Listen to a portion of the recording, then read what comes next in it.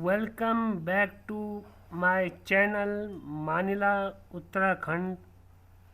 आज के ब्लॉग में मैं आपको ले चलता हूँ उत्तराखंड में 8वां ज्योतिर्लिंग जागेश्वर धाम और उत्तराखंड के नैसर्गिक सौंदर्य, प्राकृतिक रमणीक स्थल जागेश्वर दिल्ली से लगभग 400 किलोमीटर दूर पर स्थित है। रोड कनेक्टिविटी सही है और आपको यहाँ शुभ और जागेश्वर धाम में देवदार के वृक्षों के मध्य मंदिर स्थित है। चलिए हमारे आज के ब्लॉग में जागेश्वर धाम की यात्रा करते हैं और वहाँ की खूबसूरत वादियों का अवलोकन करते हैं।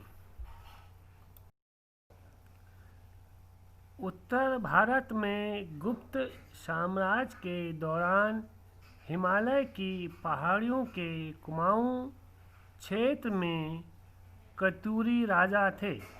जागेश्वर मंदिरों का निर्माण उसी काल में हुआ। इसी कारण मंदिरों में गुप्त साम्राज्य की झलक भी दिखलाई पड़ती है। भारतीय पुरातत्व सर्वेक्षण विभाग के अनुसार इन मंदिरों के निर्माण की अवधि 3 कालों में बांटा गया है।